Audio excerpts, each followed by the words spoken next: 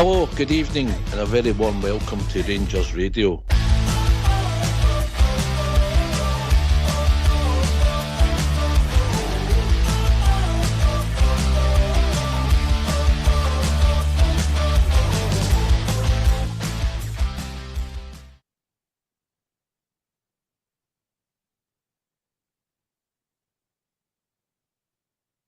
Hello, good evening, welcome to Rangers Radio. Join myself, Oxchair, on the show this evening is the Prince of Rangers Radio, the one and only South Side, and the Queen, our Linda.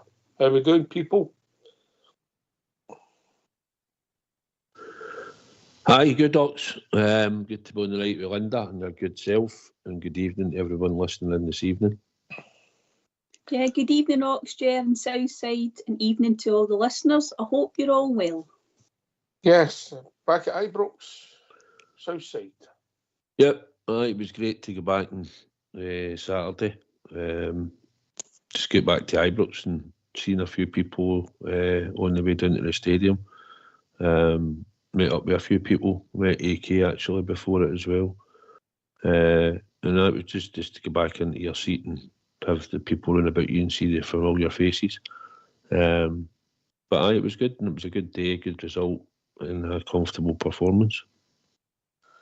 Yeah, it was the most glamorous game we'll play all season, the League Cup, isn't it? Isn't our main priority, but it's something we want to win, if possible, Linda. Definitely, Ox, for the holders of the competition, and just want to try and build a bit of momentum, Ox, and we had a good away result last week at Dundee United, and it was important to just get through that round, and we played reasonably well. So, yeah, absolutely, a very important victory. I thought we started reasonably well, Southside, with the left-hand side of the park showing well, mate. But you would have a good view in the first half. Aye, I thought we'd done well. Thought there was some nice bits of play. Just up until before we actually scored, but I thought there was nice, deep, neat passing and good movement off the box. I thought Yefty done well. Bajami out on the left, he looked pacey and quick thinking. Puts a shift in. It was different considering I thought if he played there, I played as a 10, but he played out wide left and he certainly contributed on the day. Aye, and ably supported by Conor Barron. I'll come to Stirling in a minute, Linda, but I couldn't work out where he was playing, but I thought Conor Barron gives us that foundation, neat and tidy, and I don't mean that to be disrespectful. I mean, he does most things right. Yeah, he had a couple of misplaced passes, but even that hadn't happened to me once in training. I may add. Right, but however, he gives us that foundation with his energy, and we have got pace in the team a bit more than we had before. And I don't know why, Linda, but I like the boy Jeffrey. Yeah, I think we've been saying that, Ox, haven't we? When he first played in the pre-season, we were all a wee bit concerned about him, but he settled in really well. As Southside said, a good partnership developing. Whoever's playing out in the left up front, he's actually playing very well with them. And young Barron, we've all taken to him. As you say, neat and tidy, you need somebody like that. He's not like, he's not glamorous player. He's not like a 10 out of 10. He's somebody who's steady. And he certainly settled into Rangers really well. Yeah, listen, just to let you know, we know there was a statement for the interim chairman. We're going to talk about the match in the first half. And depending on how it goes, we're going to the statement in the second half, but we'll talk about the football first and foremost, which is our passion, Southside. So we started the game well, and we goes down the left, Jamie in front of you puts a cross in, decent area. This is a shot, saved by the goalie, goes out to Tav, drives it. It's a shot for me, and a good finish by Dessers, mate. It was a good instinctive finish. Just seemed to follow the ball for when Tav struck it. He was unlucky, probably expecting him to score, but the goalie made a decent save with his legs. But when it came out to him, it was a second reaction, and I thought it was a good goal. Tav drove it in. Could have went anywhere, obviously. I think he was shooting for goal, but I thought Dessers done well and guided it. Just had to sort of put a connection onto it, didn't he? And it should hit the back of the net, which it duly did. Bizarre as it seems, Linda, the two guys that get the most criticism, one gets the assist and one gets the goal. No, it's something that could happen quite often going forward, couldn't it? Sometimes they just don't seem, they seem to have games that we've got to criticise them for their performances. You can't do anything other than that. But it was a good goal.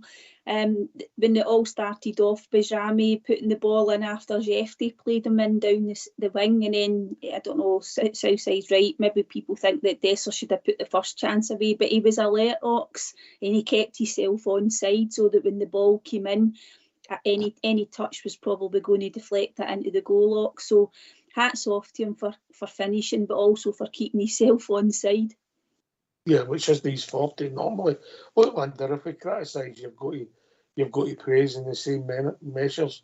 If somebody's due a bit of stick, you have to say it. In your opinion, if somebody's due a bit of praise, it's only right that you do it, isn't it? Yeah, absolutely, Ox. And with somebody like Dessers, we'll have to do that, because there's times where he doesn't play well. And Tav hasn't had a brilliant start to the season, but we're hoping that he'll really start to pick up, because it looks as if the manager is going to stick with him, Ox, I think. Yeah, this praise and stick thing, Southside, do you think that should be awarded to Southside Super 6? I'll tell you what, Dessers on Saturday was one of the games. He worked hard, and most of the times when the ball came up to him, it sort of stuck, and he laid passes off. He had decent movement. So it was one of the games where he can have, but he doesn't have them every week. And he's for him. But no, I was delighted that he managed to score 2 goals, and he also had a hand in the penalty. And I don't know how we never had a penalty in the first half. I thought that was better a penalty than the one we actually got. I think they're both technically penalties for me, but I thought the worst one looked more blatant. I don't know what you think. I thought they would have went too far for one of them. When one of the crosses came in, everybody could see he was having he had the Hodium in the box, but it never went too far at all. There was a couple of times. Don't get me wrong, I'm still a wee bit peeved. I wish Dessler would just stop moaning at referees and that and just try and get on with the game. But he was getting held. He was getting held in the first half. You could clearly see it, but I don't know why it never went to VAR at all. Maybe because it wasn't a chance. The ball just got crossed over. Maybe at a height that they weren't going to reach, and that's how they never looked at it. But they said on the commentary, mate, that VAR did have a look at it. Did they? Aye, and they said they felt there was nothing to see. Move on. Basically, Linda, didn't they?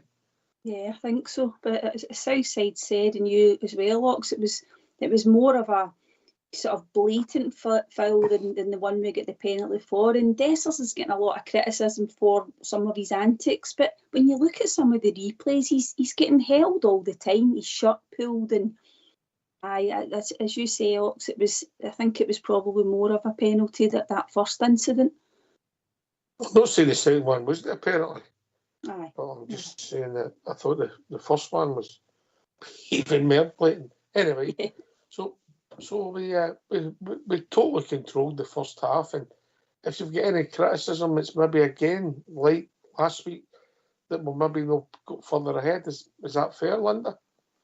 Yeah, I think you're right. I mean, we had a couple other good chances that, you're wanting them to get maybe a cleaner strike at goal. There was a couple of kind of wild shots. Dessers was through, wasn't he, on the left-hand side of the box, a cracking ball through for Bajrami, and he did well, Dessers, but the goalie made a good save, Ox. So that's the frustrating thing, that we're all still feeling, that we don't get that second goal a bit quicker. Is that fair, Southside? Aye, Dessers did have a chance, as Linda's talking about, which would have probably made it 2-0 at the time and probably made it a bit easier and a bit quicker in time, scoring early, a couple of goals. But it was a bit of a frustration that we were looking to get that second goal. We had good build-up play at times and some good passes. It was just sometimes the final ball or that shot that wasn't clinical enough. But I've seen enough in certain spells with the players linking together, and you can see that it's coming together. It's still miles off what we want to see, but you can still see it in patches that it's starting to gel together and they're getting a wee bit more of an understanding. Aye, we've got relatively new players in the team, you know. Even Barjani, that was his first start, if we're honest. Tierney's come back in, you know. You've got Barron, you've got Jeffrey, you've got Proper. It is basically the basis of a new team, but there's some positives within all the negatives, if we're honest. And I think, I'm going to put something to use to before we start talking about the second half. I think we're a decent team in possession. I think it's when we're out of possession where Sheik eases issues. Because we get players forward and we've got no more pace, particularly on the left side of the pitch. But we're all right with the ball, or decent with the ball. I'm not saying we're the best team in the world, however, it's out of possession, I think, our problems come. Linda, then Southside. Yeah, I would agree. We get caught a few times, even in that first half. There's two particular times where we're dead susceptible to that ball through the middle locks.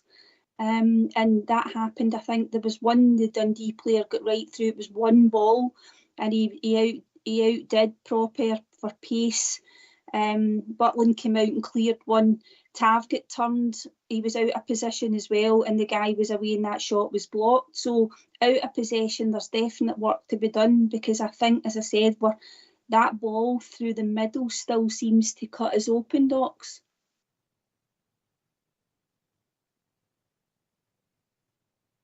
Problem I've got is with the two in the midfield.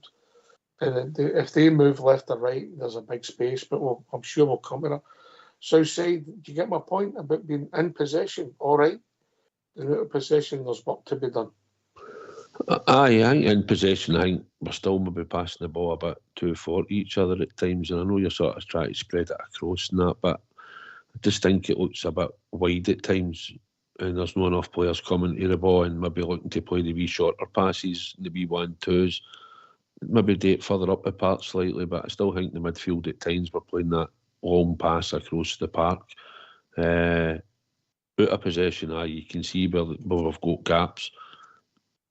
Listen, we can see it for the stands when we're sitting watching it. You can see it probably on the telly when you're watching it, although you get a better angle at times, as you know, when you're at the game and you see the bigger picture, because the telly will only show you so much. But it's there, and I think until he probably finds a proper number 6, that gap will stay there, unless he changes it somehow. We're putting maybe a pusher central midfielder in there, or a fullback comes in and comes across. I don't know. I've seen how he moved Sterling when Tav was going forward. At times he moved him across to the right back, but when Sterling went off at half time, it didn't work. Nobody was going across to cover when Tav went forward, and that left another big gap there behind him when he went forward, and we made a turnover of the ball. So that's where we seem to be weak at, and it's not really been addressed. We've been watching it for quite a while.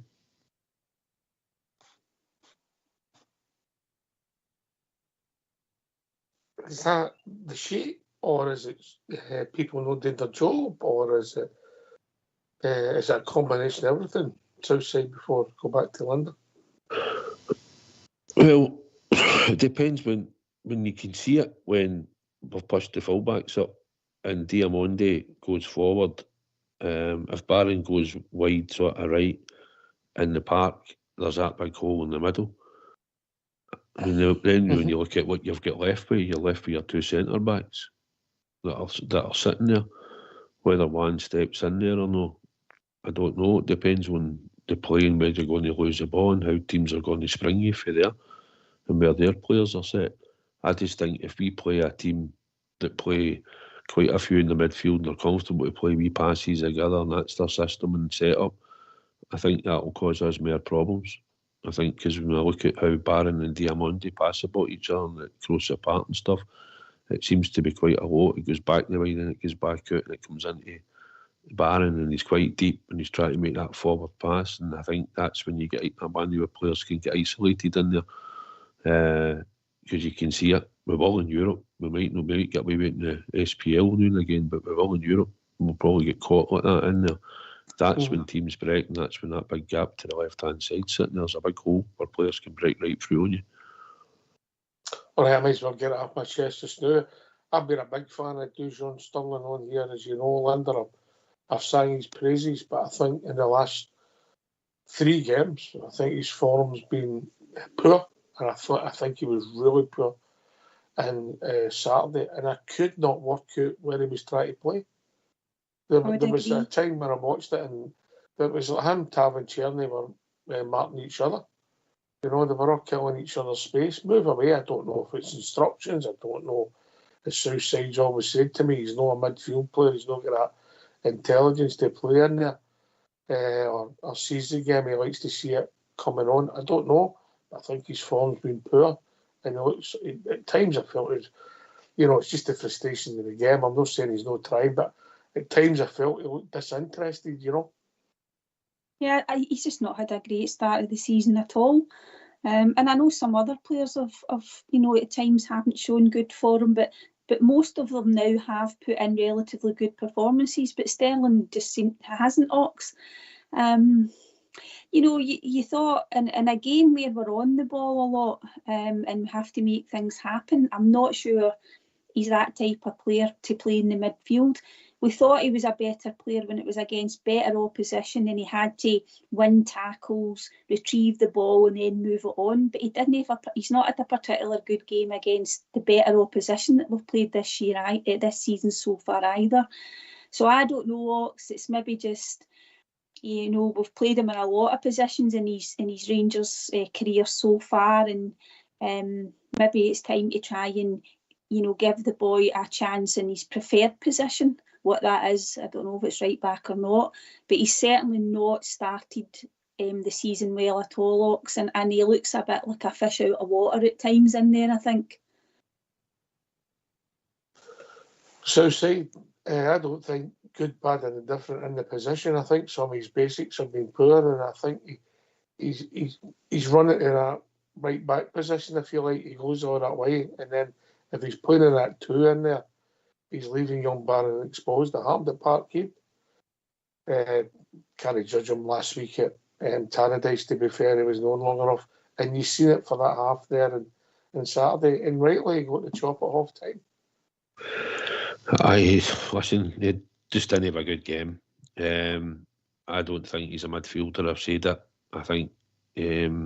but in time, I think he needs to nail a position down. It's a bit unfair to him because he's been wide right, wide left, centre mid. He's been all over the midfield and left back, and probably Thursday night he'll be left back. So it's one of the ones where he has to we need to settle him down into a position at some point in time. And probably considering he started his career as a right back, I think that's where he should probably try and develop himself into our team going forward. So no, he didn't have a good game. Ox in there, and rightly so. The manager changed it at half time.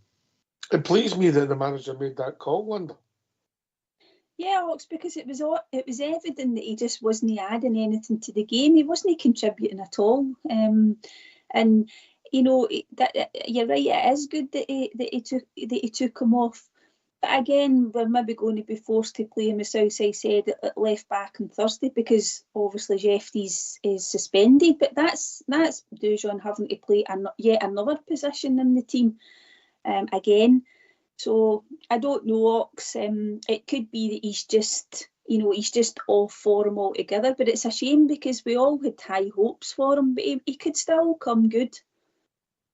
Listen, people have runs a forum, can come back in, and he's got that pace and power. But I never seen the pace. That was the thing. I didn't think it was a power kind of game, but I wish him well and hope he comes out this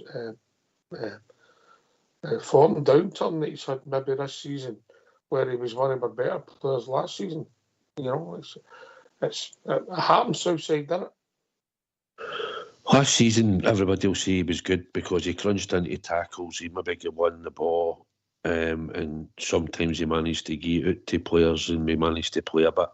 And then there's other times when we've played them in there, and like you say, you get an ineffective performance, he's not too sure where to go. But today, on the ball, he's not really great creatively. He's not going to go and play that through pass that other players can pass. And you just look at between him, look at Barron and look at Diamonde, and even Raskin when he gets his chance. He's totally different. They're totally different players to what you get out of Dujon. They've got passing ability, although Raskin's a bit rash with it, but they have got passing ability. They can get about the park. They understand the midfield role. And he's done well when he's been in there, because now and again he's had a good game, and he's done what we want him to do, throw his cell into tackles and blocks and do what we want him to do at times. But he's not a midfield player, and good midfield players pass about him. And when they got attracted to the ball up there against him in their offside goal, he went chasing the ball, he just knocked it down the side, he knocked it down the channel, and then for us it was offside. So good midfield players will pass round about him, unfortunately, Alex. Right, so half time, as I said, we could have had more goals. They weren't really in it, and we came out in the second half.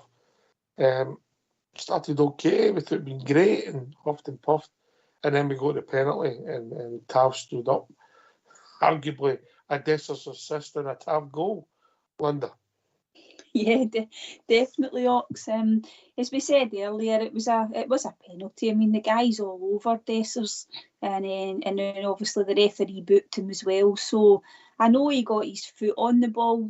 Is it Silla, his name? But he's went through Dessers to get it, and as I say, he's got his arms all over him. So it was a clear penalty, and Tav tucked it away nicely, because I don't know about you, but the ref seemed to take forever to blow his whistle for the penalty to be taken, Ox. I think he was making sure every Dundee player was outside, wasn't he encroaching? But lovely penalty from Tav, and everybody was pleased for him that he scored it, weren't they? 2-0. Obviously, Diamonde come on for Stirling. A different type of player altogether. I didn't think he was fantastic. He was okay. So we've got the second goal, and you're thinking, okay, let's see where it goes. They had a couple of chances. Yeah, they could have scored. There was a raging error by James Tavernier, the blind pass. One of our Achilles' heels in the last few years. That blind pass without looking basics. There was one cross that came in. There was a great save by Jack Butland. Too many chances they maybe had in the second half for my liking, if I've been honest. But we had a lot of opportunities to score goals as well. And then the pick of the bunch, Southside, your man was second. I thought it was a great finish for CD9. It was a great pass. Set Ben Ahmed on the line, and he delivered a great ball in. And it was just get your stride right into it. He managed to get his foot onto the ball with a bit of power behind it, and he dispatched it well. And that's probably when CD9 has his moments in the Rangers jersey. First time effort, and it was a goal. I've seen him miss something like that before. Wouldn't have been a problem if he'd missed what people have said, just the usual in it. But no, fair play to him. It was probably a hard goal to take as well, coming in at that sort of pace, but it was just about getting connection on it and directing it into the goal, and he certainly done it. And see the thing about it, the thing about it was, most players might have ran away celebrating, but he actually turned around and acknowledged Ben Rami straight away and went right out at him, and I thought that showed a touch of class.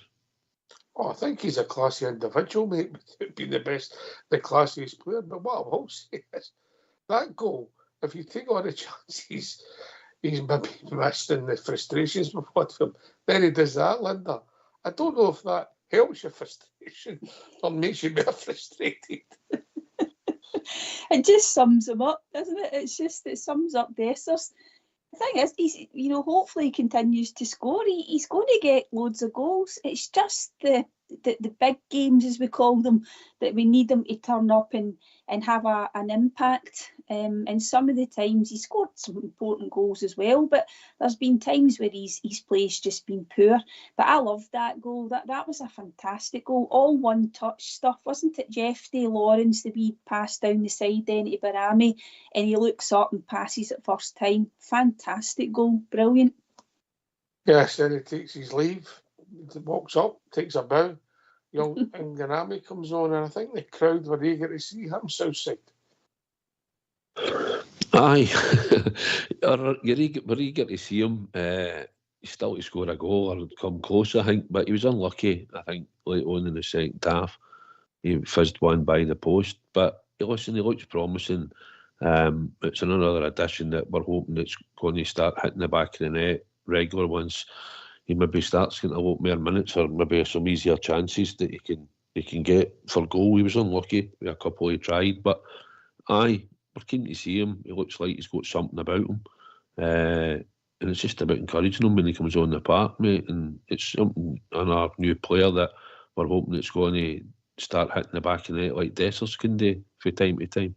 But maybe he'll do it more regular. Youngest front line for a long time in a major match there at the finish up under obviously Cortez, Nganami and young McCausland. Yeah, and they all did well when they came on, and it was just a bit of poor decision making in the final third sometimes, Ox, wasn't it? That we didn't maybe just get that clear cut chance. A couple of kind of wild shots as well, and a couple of good saves from the goalkeeper. And as I said earlier, and we all probably agree, that's the kind of frustration from the game. And the manager said that as well, that was a 4 or 5-0 game, albeit they had a couple of chances as well. But we certainly should have scored another 2 or 3 goals there. But hopefully that will come. Yeah, right. I'll put the two U's on the spot. Man of the match, Linda. I'm going to give it to Dessers for his 2 goals, Ox, and overall I think he had a good game. Southside? Aye, CD9 all day long. 2 goals, assists. Aye, had to be. I'm going to disagree with you only because I've got a UFD tattoo now.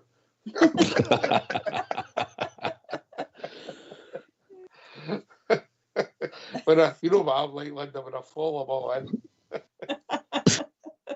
I wouldn't disagree with you. Young Jeffrey was good too. No, listen, Dessers, 2 goals, Paul with a penalty, he's a man of the match, but that boy, I think it was the first half, the ball went up to him and he broke down with his chest.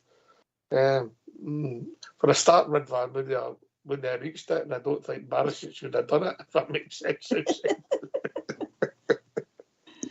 No, he's looking good, Jeffy. I think looks like he's got something about him. I think he'll settle in really well.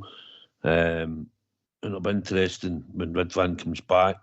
He'll probably have maybe a competition if he's fit. So you might even see him put in better performances, and he might get rotated slightly a bit more.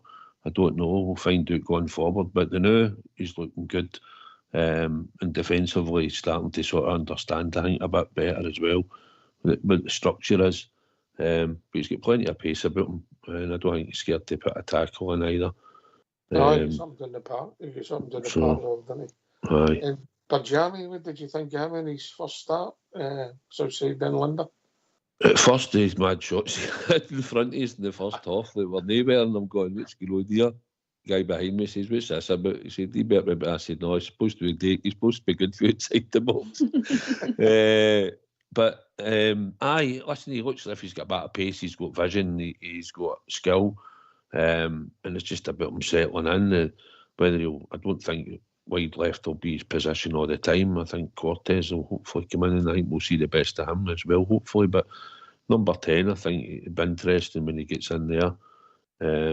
I think it would give us a better press going forward as well with the players in certain positions, and I think it would give him that more freedom that he could just move the ball and probably get a shot off for the edge of the box, like Tom Lawrence is quite happy to do from time to time. But I am looking forward to. I think he's been good, mate, to be honest, in that game with him. Yeah, I'd agree with Southside. I thought he was good, Ox. As you see, playing out in that left side, he was involved in the build up to the first goal. Probably Dessers have put that away. He's got 2 assists. He had a good shot in the second half. The goalie got down well to the left. As we look at it, he puts it kind of up and past the post. So yeah, I think he's done well. He's had an impact on the game. And I think we're going to see a lot more of him, If he can play left and he can also come in and play at the 10 to spell Lawrence as well, then we've got a good player in our hands, and looking forward to seeing more of him, Ox. Again, where you sit Southside, you get a decent view of Casemiro, his cameo, because it was only a cameo, but I thought he looked pacey. I thought he wasn't scared to get involved and pass the ball reasonably well. Aye, he looked pretty comfortable in all the things that you said, which you'd probably expect for him coming in. I mean, he's Dutch, and he should be a bit elegant with the football and that. It's just about him getting game time and getting up to speed as well, Ox, and where he's going to play him regular, should he get in the team. But it was a cameo for him, and it was good for him to get on at Ibrox. Linda? Yeah, I agree. I thought he did okay, and nice for him, as Southside said, to get some pitch time. Whether or not he's going to be the one that will maybe going forward will be spelling Tav, I don't know, because obviously Sterling was maybe penciled in for that originally, but maybe that won't happen. And going forward, Ox, if we're playing a so-called, bottom half of the league team at home, and the manager says he's not intending to play Tav as much as he has played over the last few years, then maybe Casemiro's the guy that will come in and he'll start it right back. But it'll be interesting to see how that kind of unfolds going forward, Ox. Yeah. Right, we better get his phone lines opened up. Yep. Oh, it'd be good to hear people's opinions, mate. Let's hear from these. Why don't you give us a call on 0141 356 1972. It's your show, it's your platform. Let's hear from you.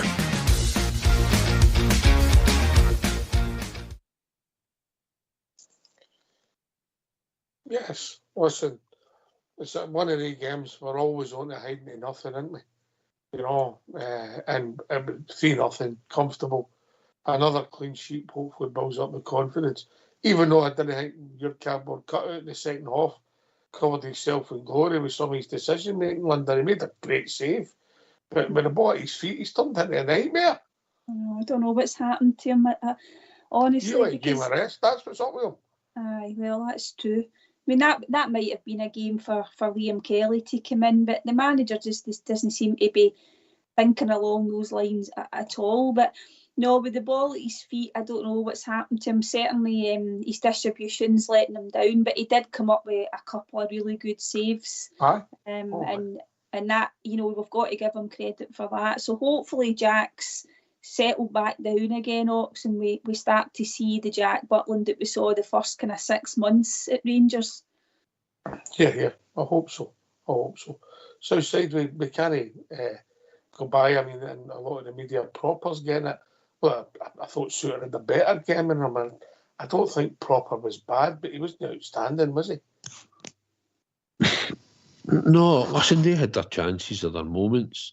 Probably the one that sort of floated over his head.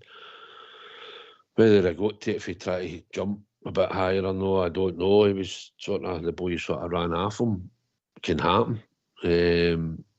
But I mean, apart from that, Butland did a couple of good saves. That sort of header at the back post, which I don't know if Proper would have been to blame for that one. I think the one that Boygosi done header at the front post was worse. And the Tav pass back. I can't really remember any other sort of chances that they actually had, but they had 2 or 3 decent chances for mistakes. But Butland actually came up trumps for a change and done his job. Aye. So big Proper, look, gets more matches under his belt. Hopefully he improves, Linda. Yeah, I mean, we all obviously, we know he's not blessed with great pace. He did get out stripped one time. I think the Dundee player got through. I think that's the one Southside's talking about. And there's been a couple of times since he came to the club and he's been playing that you could tell in a one-on-one. If it's a fast player, he's just got no chance. So it's all about his positioning then, isn't it, Ox? We're going to have to give him a chance. And as you say, hopefully just with more games and a good even more of a better understanding with whoever he's playing beside, and it looks as if it suits her now. They'll build a relationship going forward, but centre-backs, that happens to centre-backs across all the teams, doesn't it, Ox? And it's just sometimes with our guys, it quite often leads to a chance or an opposition goal. Aye, what I will say is, I'll just say the jury's out. And I'm being kind, Southside. I'm being kind. The jury's out. Well, it's time to settle in. No, I mean, I know he's over that age and all that. And he said the own goal flipped off his toe and stuff like that, and went half injured slightly, come back. And listen, he bought him. He's going to be the guy that's going to play in there. So hopefully he settles down and we can't pick many faults in him. We're actually going to start praising him going forward, hopefully. Speak more positive of him. Aye. They asked me a question the other day. Here's one for you. When was the last time a Scottish player scored for us in the league? Scottish player.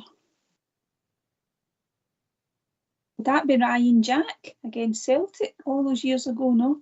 Oh, that was 2019, I hope no.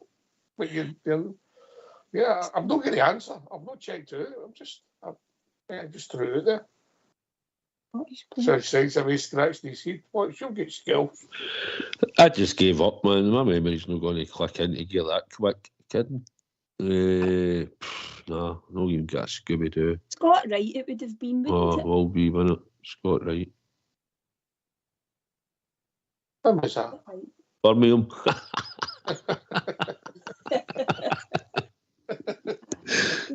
He got 4 goals last year and there was a couple in the league. Didn't he get 4 or 5 last year? I'll check it. I'll see if I can check it. But I didn't spring your mind. Obviously, I forgot about Scott. I've etched him from my memory, Linda. And before that, I might be quite close to Ryan Jack as another Scottish player, because obviously Ryan's got a few goals. Was it? Suter? Yeah, did he get a couple last year, Ox? Aye, I'll check it. Okay. But I'll come back to you. Oh, come on. I don't suppose he's used that many Scottish players, if you're honest. It's easy to forget about Scott Wright, wasn't it? You know what I mean? Aye. Plays for me, Southside. I know. But no, he will be the last one, probably. We've just not got the Scottish core in our squad, really, have we? We've had over the years. And if we have got a few, there's certainly no many playing. So it is what it is. We just need to go on with it. And I think the route we're going down for the next wee while, that'll be the way we're going down now. Looking at the Cortez route and looking at Diamandis and things like that. Even looking at Brazil, maybe even getting another Brazilian in over a period of time or something. We might get down that road in the future again in that market. But I'd like to hope in the next year or two we could add a British core to our squad going forward. But I don't know if we ever will get back to that. I'll be interested to see how it pans out. I'll try to find out when Scott scored last, but I'll check that out between him and Suter, because there's not been that many Scottish players that actually played under Clement. There you go. I'm sure somebody will have the answer for us in the lobby. Look, come and join us. Use your thoughts. 0141 356 1972. I think if we're all honest, we've all gave Dessers man of the match. What an enigma that man is. I've asked it before. Linda, is he the biggest enigma we've ever seen at Ibrox? Ever? You're probably right, and because he gets the most conversation as well, doesn't he? Every game we're either, slating him for how poor he's been, or we're praising him for getting a couple of goals. There doesn't seem to be any middle ground. As I said earlier, I think he's the sort of guy that will get goals. I don't think there's any doubt about it, but he can't be totally relied upon this season. So we have to get players up to match fitness who can actually spell him. and that's for his own good as well. We simply, he can't play every game. It's just not possible. Southside. No, he's a guy with all the pressure on his back. He wears the number 9, and it's his job to get the goals. We've had a lot of chopping and changing in the team, in other parts, like out in the wings and stuff. And he's a guy that's been ever present when picked. He's usually fit and available. And sometimes he's good. Sometimes he's not very good. And that's the issue with CD9. One Saturday, you seen the good side of him. Scoring early, hitting the shots on target, taking his chances, bar one that he probably could have scored, made it in the first half, which he probably scored his second goal in the first half. But at other times you're seeing he can't trap a bag of cement at times. You know, his touches off and he's just looks cumbersome and just the usual Odessers. But when he's on it, and maybe be adding a bit more quality to the team, bringing Czerny in, we've got Ben Rami coming in, you've got Cortez hopefully fit and firing, and Tom Lawrence, who is an intelligent player, and maybe starting to play better football up front, one-touch stuff. He's starting to pick it up better, and maybe if he touches on the game, then he's usually no bad. So, listen, he's scoring, he's got 7 and 9. And there's nobody happier than me or anybody else out there, the Rangers support, when he scores, because that's what it's about, scoring goals for Rangers. Aye. I can't think of somebody who's so, up and down, I don't mean booed off, but everybody's shaking their head one week, and the next thing he's getting a standing ovation. It doesn't add up, doesn't it? I mean, we've had players obviously in the past, haven't they, that they've come in for a bit of criticism for not scoring in maybe the bigger games, like the Old Firm games and the European games. I mean, somebody like Chris Boyd scored a lot of goals for us, Ox, and I'm not saying that they should be compared, but when you think about it, he came under a lot of criticism, Boydie, for not scoring against them at times, didn't he? I mean, Dessers has got an Old Firm goal, hasn't he? Did he get one? He scored against them last season.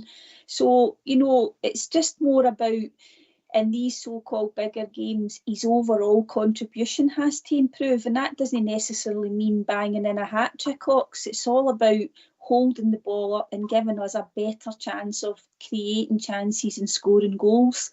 But as I said earlier, the others have to chip in, and Southside's right, with goals as well, the wider players that can't all be down to the centre forward every week. No. I think you've seen it. Barami will have a shot. I think Cortez will have a shot. And I don't think Czerny's shy of having a shot coming into the right neither, Southside. No, every one of them that you said had a shot on target at least once. Even Cortez, when he come on, hit the target. But they all need to start chipping in with goals. He's had to carry the mantle as to be the talisman to score the goals for us, because no many others were chipping in. I know Tom Lawrence did in the last wee while, but there's not been many, so we don't seem to score a lot of goals for set pieces or anything like that contribute for our defenders. So Conor Barron does not look like he'll go up and score many goals at the moment.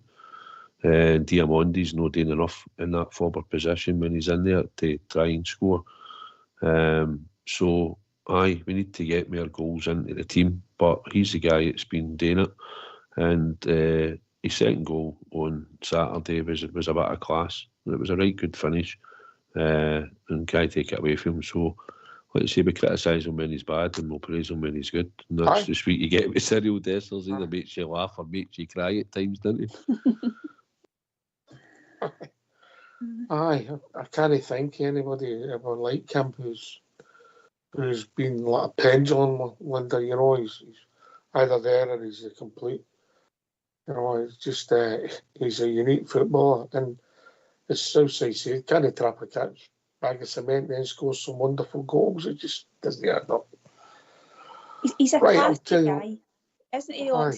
He's a class act, and we all want him to do well. He comes over really well, and He's desperate to win trophies here, and I think we maybe just need to show him a bit of patience until the next time. Well, as you said, he's going to do it in big game. Yeah.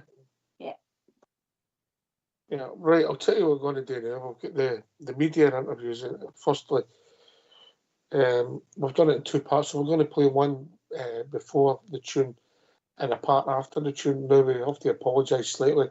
The answers, the sound's perfect, but there's a bit of interference for the questions, which seems to be a common theme, and maybe another thing that the new chairman's got to sort out, that the press conferences should be more professional. God, he's going to be busy. He's got to paint this, paint that, do this, sort that. We're expecting a lot for Mr. Gilligan. So if you don't mind, get yourself on mute and we'll hear from our interim chairman, John Gilligan. How does the interim chairman, do you have any timeline on completing the tasks that you've been set? Not personally. I'll stay on as long as required, but the priority is to get a chief executive. We're working on that right away. But I can stay on sort of indefinitely. I'm expecting a few months and a chairman would come in too. In terms of the chief executive, one of the criticisms of the club has been that whether it's been the last couple of chairmen or the last couple of chief execs, they haven't really had that kind of almost barnstorming aspect to communications that a large football club needs. Will that loom large in your thoughts? As a barnstormer or as a chairman? No, recruitment in any walk of life, guys, as you know, it's of the moment. The person we need needs to have multifaceted. The person needs to be good at everything. But it needs to be an assertive character, and we're looking much more to support the CEO with the chairman, and also that the CEO would have a lot of power day to day. The chairman would be slightly behind that. John, there's been a lot of talk about what's went wrong at the club, and we haven't heard a lot about what's going to happen to fix it. Yeah. What is your plan to take us forward over the next few months? There is a plan. I'm here to bring stability to that and enforcement of that plan. We've been distracted terribly by having to play at Hampden for a few months. And a lot of people forget that the original objective here was to create a great facility for our disabled supporters. It wasn't a renovation, it wasn't a reconstruction. That was the objective. Unfortunately, the timing was wrong. We got that part of it wrong, and we had to go to Hampden. But the position in place, managers in place, January will be January, and we're ready to keep going. You know, we see some fruits, the labour now, and some of the young players that are coming through and that we've signed. So I'm just here to bring stability and help recruit the CEO. Is there a recognition then from the board that there have been a lot of bad decisions over the last 3 years, and that has led to the situation being as it is? Well, decisions are made, good, bad, and then things evolve from the decisions that are made, and it's only fair to say, yeah, we are where we are, but there's a lot of great things happen too. So. On a personal level, John, how do you feel about being the chairman right now? Oh, really pleased, honoured. Mrs. Gilligan's not too happy with when I do too much about that. No, I'm honoured, and it's a privilege, and I'm delighted to come in and after John had to step away because he's a personal friend, and I know that I can help. It's just a joy to be able to help. Yeah, very much so. And you know, I wear two hats. I'm a supporter and I'm the chairman, but now I'm the chairman. You know, I have to take the supporter hat off and focus on doing the job. How do you feel about that? That's difficult, but it's essential. At 3 o'clock on the Saturday or whatever time we are, I can be a supporter for an hour and a half, but the responsibility of the chairman is to run the club properly and support everybody. John, you'll have seen Dave King's comments. He said a number of things, one of which is he'd like to return as chairman. What's your view on that? Well, Dave's a major shareholder and we can say whatever he wishes to say. My view is it's a wee bit unrealistic because I mean, Dave's a real businessman. He knows how shareholdings work, and he's a 15% shareholder. The other directors are 10, 12, 13% shareholders. It's unrealistic, you know. He said that the club should call an EGM to determine who should be the next chairman. Well, again, it's a wee bit it's a wee bit unrealistic because EGMs are invariably called by people who wish to change something. So the current board don't wish to change. So why would we call an EGM? One of the other things that signalled out, John, was the need for investment, fresh investment in the club. He reckons up to 50 million quid is needed. Is there any indication of fresh investment coming into the club? There is fresh investment coming into the club, but in fairness, Dave's talking about fresh investment, but he doesn't want to invest, so I'm not quite sure where he means investment's going to come from. But you're saying there will be investment, John? Yeah, there will be.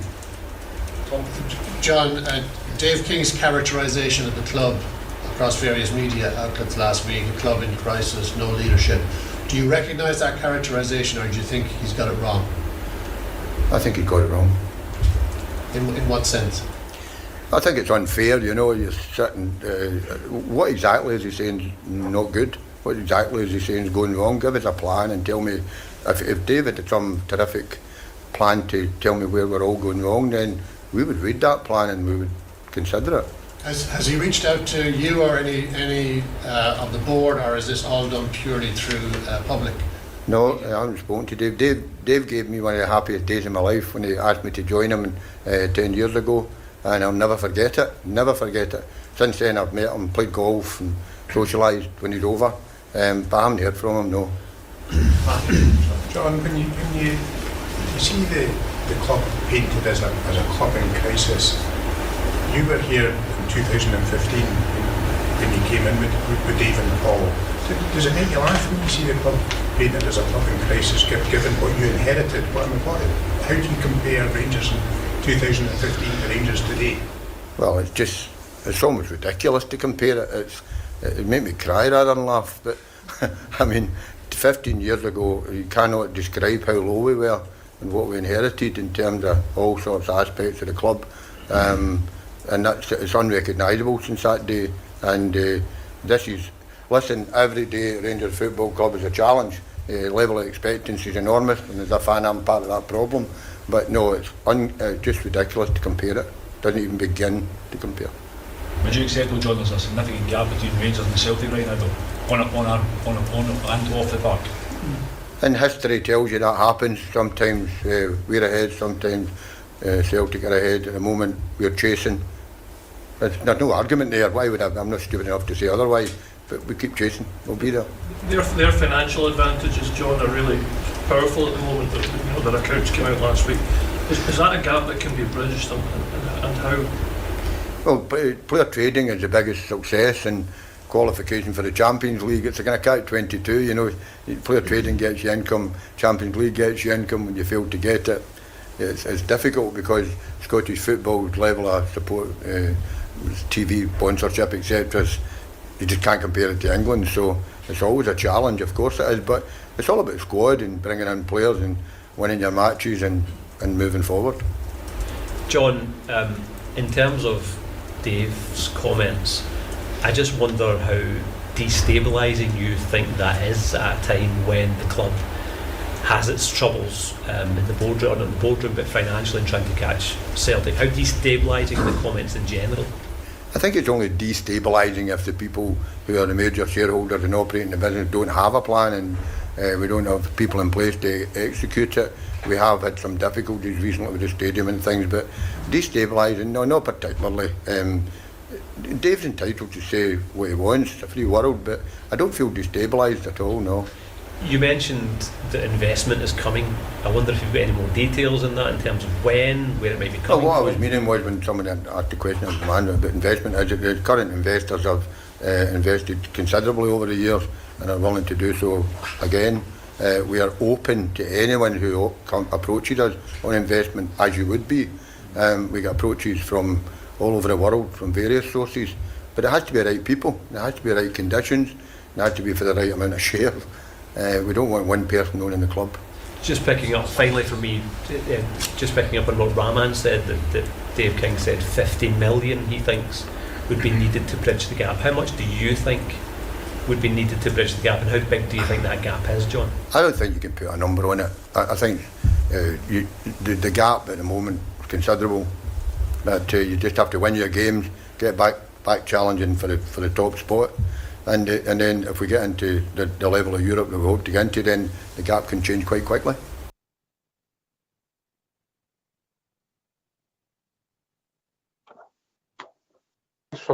Thanks for that, Fox. We're both back. Yep. Yeah, I don't think there was anything in there. It's no rocket science, but he's come out and he started speaking to the fans like a lot of people have asked for. He's only been in the role for about 9 days, Southside, so he's not going to have the whole stadium painted and everything fixed in 9 days. So the hard work starts now, and I think I'm picking up that the first priority is a CEO, Linda. Yeah, absolutely, Ox, and I don't think that's a surprise to anyone. It looks as if he did see, and I think it was I don't know if it will come to that, but he was talking about the fact that we were far down the road with that, and the preferred candidate elected not to come. So you can't legislate for that. You've got to then just go back to the candidates that you have and maybe open it up. So it's definitely a priority, and then obviously the chairman in at the back of that. So hopefully that's something that they'll be able to deliver soon, Ox. But hats off to Mr. Gilligan, because that wasn't easy to come out and do that, particularly on the back of Mr. King's comments, Ox, which didn't really help him, did they? No, they were trying to lay trap some of the press, and I heard some of the voices there, and it made me cringe, but that's only me. Southside, it's still a performance. He's not there to be a star. He's there to do a job, mate. Aye, he's come out and answered the questions and what was asked of him. There was a few voices in there like not to been inside Ibrox. But he's a fan first and foremost, as he said, and he's going in there as a stopgap at the moment to help the process along. He's come out, the board's been, a lot of voices have been critical of the board and not coming out and saying anything. So he came out and more or less answered just about everything they could answer in a type of way that it was the right way to answer the question. Asked a couple of difficult questions, obviously, since Dave King's come out publicly and said what he had to say, but I thought he answered it the way I think most people have thought it, that there wasn't enough shares. He didn't have enough shares to really force anything through, I didn't think. So, and hopefully in time something will get resolved, but he seems to think that the people that have invested their own fortunes in the club over the last number of years are willing to do so again. So, and they've done it to a positive note for the start of the season already with Clement for what they've had to deal with and try to get players out the door. So it sounds like they're willing to invest, and it's just, Ox, we need the results on the park first. That takes away most of the storm behind the scenes. But first and foremost, we need a CEO in the door, and then he'll have a hand in picking the next chairman. Yeah, aye, we need that day to day. I think the word for Mr. Dingle, if we follow was Barnstopper. I think Stevie's put it differently, but we need a CEO who's going to be front and centre, and lets the board go away and deal with strategy and different things, Linda, and then the CEO's day to day dealing with implementing the strategy and dealing with the press and becoming the focal point. I never felt that young Bisgrove was the focal point. I felt he was somebody who was different motivation. His drive was different, yeah. I mean, his background was the commercial and financial side, bringing that sort of thing in, which he did successfully, and that led to him getting promoted, so to speak, Ox, if that makes sense. But that wasn't his sort of forte, I don't think. But the CEO, the day-to-day running, as he said, he's got to be, of lots of talents. You've got to be able to manage and juggle lots of different things on a day-to-day basis, supported by the chairman and the rest of the board when required. So that is a priority, and let's hope, as I said earlier, that we can get that over the line, Ox, and then it's just something that you can then just move on from. But all the questions about the financial gaps and on and off the park. He might have been asked about that sort of thing anyway, but that's obviously all come out from Dave King talking through the press and the media. We're not daft, we know that it's there, but sometimes it's still quite difficult to have to listen to that. Trying to lay traps. Listen, John Souttar was the last Scottish player to score against Kilmarnock, 93rd minute, the back end of last season. Yeah, we won the 4 away, so we said. And my very own AK has come in at the last biggest enigma from Cyril Dessers was the one and only Ted McMahon. All right. The Tin Man. Aye, so thinking about that one. Aye, what a point. Aye, Big Ted. He made you laugh, didn't he? I suppose he was a bit like Dessers at times. He's probably about right. Aye. Big Ted on his day was something else, and then when he was off it, he was certainly off it, wasn't he? But he still made you laugh, didn't he? I think he tried to cross the ball and hit his other foot and he fell out, remember? In front of the Copeland stand. That was brilliant. Maybe one day I'll tell you a story about Ted McMahon's testimonial. Maybe one day. Listen, we've reached that time of the evening, so we better get a tune here. Yep. Aye, hope for something cheery. I hope so, mate.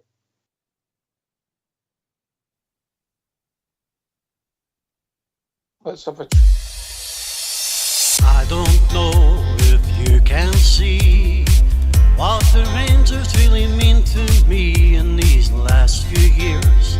I've been afraid that we might drift away, so I've been telling old stories and singing songs that made me think about where we came from, and that's the reason why I feel so very proud today. So let me tell you that I love you, and I think about you all the time. Ibrox Stadium is calling me, and now I'm coming home. To think of life without the Rangers, you know that it would make me more sad. Glasgow Rangers, you're everything I've ever had.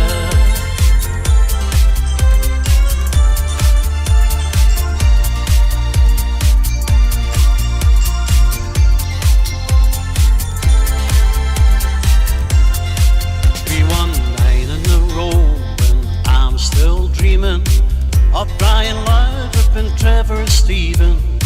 Big Marvin Andrews said keep believing. Davy Cooper on the wing.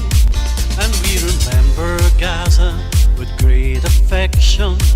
The day the helicopter changed direction, and Jimmy Baxter was pure perfection. Super Valley scores again. So let me tell you that I love you, and I think about you all the time. Ibrox Stadium is calling me, and now I'm coming home. To think of life without the Rangers, you know that it would make me more than sad. Glasgow Rangers, you're everything I've ever had.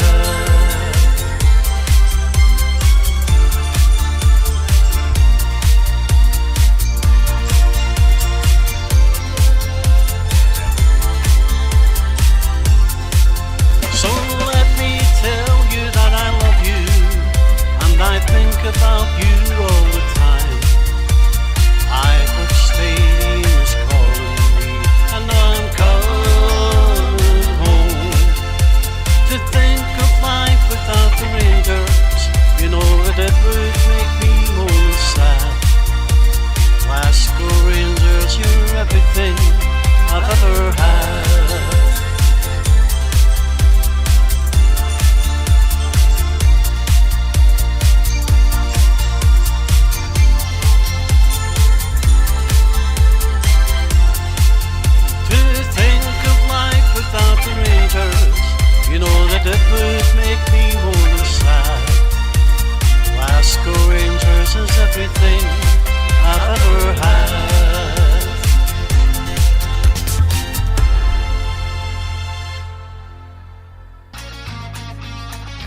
Why don't you give us a call on 0141 356 1972. It's your show, it's your platform. Let's hear from you.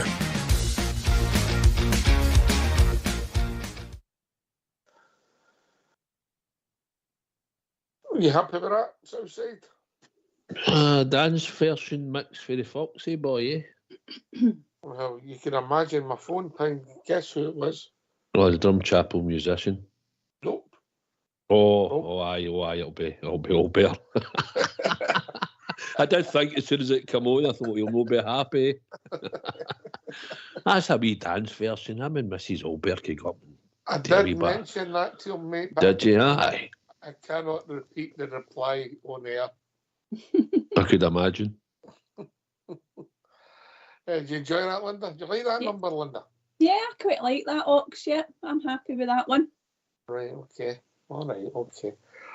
Right, okay. Come and join us, give your thoughts. But before we start discussing it, I think it'd be only right if we have the second part in the chairman's interview, which is roughly about 8 minutes long. So we'll hear that, get the phone lines, come in, give your thoughts, game Saturday, and obviously the interim chairman coming in and give you anything you've got to say. Let's hear feedback. Let's hear once again for John Gallagher. John, you met the manager for the first time last week. How did those conversations go, and what did you lay out to him as your vision for Rangers? I was very impressed with the manager. I've met him a wee bit socially, but not properly. We had quite a long talk, myself and George Latham, and very impressive. The long and short of it is, I don't talk about football itself much as I want to. The manager's in charge. We're here to operate the business. The manager's supported to operate the training academy, the football club side of things. We'll never interfere in that. The one thing I will say to you guys is the manager's been kind of put forward as a spokesperson for the club, which has put him under kind of undue pressure at times, because it's an area of the business that is not his, and hopefully I'll pick up some of that or someone else will. But the manager is very impressive. There have been some perhaps dissenting voices amongst the support about performances and results so far this season. Does he still have full backing of every member of the board? Absolutely, yeah, definitely. The famous lad was of a German. No, absolutely. John, you've had to kind of go back to John Boyd in terms of the chief executive role. I mean, John spoke about somebody who had a bit of football nous and political clout in that department. Could you go out with football for the new person, maybe to a different sport or something, for example? It's a great question, and I think it need to be exceptional. It need to be someone exceptional. You know how when you're recruiting, you're looking at, say, 4 or 5 must-haves, you know, and that's not really a must-have, but it's pretty close. And but if someone exceptional appeared, I think if he didn't have an interest in football or an understanding of football, it'd be a bit like me asking to be the chief executive of a technology company, you know. It's difficult, your knowledge of the product and the business, it's kind of difficult, but if an exceptional candidate was. What kind of time scale do you have in that just now, do you know? Yeah, we're well on. There was quite a number of people around it that we can pick up with again, and we're moving quickly on it. Can I just ask finally, with regards to the chairman coming in, would you see somebody maybe who's independent of the kind of existing people on the board, who come in as kind of non-executive director type role? Yeah, I don't see that as being an issue for the board. I'm speaking for them a little bit, but no, non-executive chairman going forward, once we get a proper CEO in place, that's possible. What are those 4 or 5 must-haves that you mentioned in that? Oh goodness, I wish I'd never said that now. Well, you need to have a strong business acumen, knowledge, experience. Need to have run businesses where there's pressure and they need to deliver. It can't really be a comfortable business because the stress and the pressure of being the CEO of a football club is pretty big. You need to have a great communication. You need to be a good communicator and good at, you know, getting to people. I need to have a tremendous work ethic, because it goes without saying it's unbelievably difficult. It really is. And last, you need to be a good person, somebody good, somebody decent people. I like decent people. John, Sorry. Dave King was very critical of how you're going about the recruitment process for the chief executive. Do you defend taking the time to get that right and the channels that you've gone through to bring the right man in? What did Dave say? I think you said something about shouldn't have got a recruitment consultant to oversee it. It's a waste of money and you know that. Well, That's not true. We've got professional people that will be announced as consultants, and we'll go through a proper recruitment process. I've no idea what he's referring to when he says that. Where are you with the Copeland stand, and how much do you think being back at Ibrox will help bring back a little bit of a feel-good factor? Well, I think it'll be huge. But winning in the pitch always does everything. But it's been a real tough time. I have to thank, in case I forget, Mike Mulroney and Neil Doncaster at the SFA and the SPFL for helping us and allowing us to play at Hampden, and because that was the big thing for us. There's nobody else big enough for us. So, but this is home, and we're back home, so it's phenomenal difference. Where are you with the Copeland, and when will it be fully open? Sorry? Where are you with the Copeland stand, and when will it be fully It's open? imminent, really hopeful, but we've got to be respectful of local authority approval, etc., and fire and insurances and things. It's all the little things now. Structurally, we're pretty much there.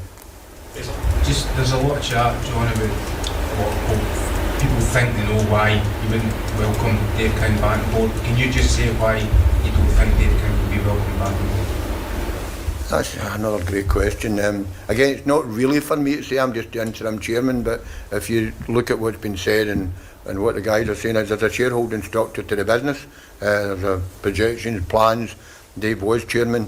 Dave's still a major investor and can attend AGM and ask questions, but there's just no appetite for it at the moment, because one being as Dave was here before and he stepped away, other people stepped up, Douglas stepped up, Douglas stepped down and John stepped in, so there's just no appetite. Just from your conversations with the manager, are you confident they can reel in Celtic and deliver success in some form this season? Yes. Personally, yes, he inspired a bit of confidence. He's very intelligent man that knows exactly what he's trying to do and what he's trying to do for the club, so yeah. John, just a two-parter. Given everything that Dave King has said, do you think it would be helpful for Rangers if he just went quiet now for a while? And secondly, talking to Scottish Rugby, talking to the RNA, who've recently appointed chief executives, and they say it was really, really hard to get a good one. Is that evidence you found too? Yeah, in terms of Dave? No, in terms of Dave, do you wish he'd just kind of shut up, basically? Yeah, well,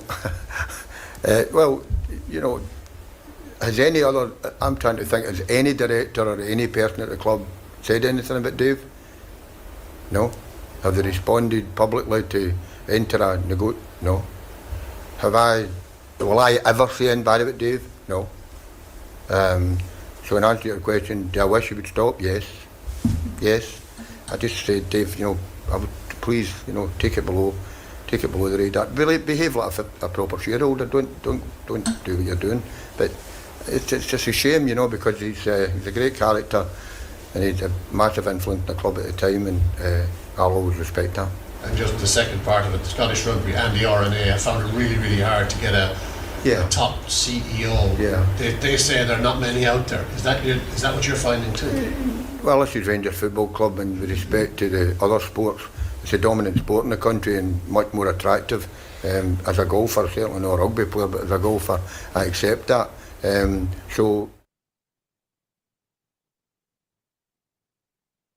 No, we would expect to attract a top-level candidate. Final question, John, there's obviously been a lot of change. Is there any other plans for the football board to look at sporting directors or anything, or is full focus on chief executive just now?